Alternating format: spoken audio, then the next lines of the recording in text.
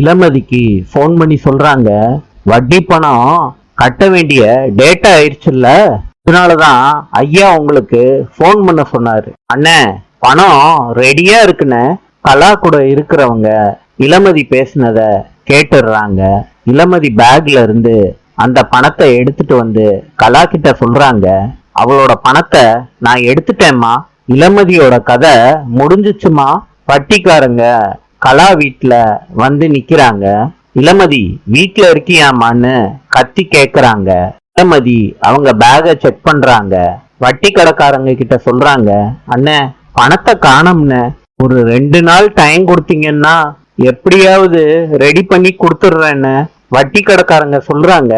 இதெல்லாம் வேலைக்கு ஆகாதுமா, வாமா. இளமதிய கூட்டிட்டு போறாங்க. அந்த வட்டி கடைக்காரங்க வீட்டுல லேடிஸா உட்கார்ந்துகிட்டு இருக்காங்க கண்ணீரோட. இளமதி அதை பாக்குறாங்க. நாளை சந்திப்போம்.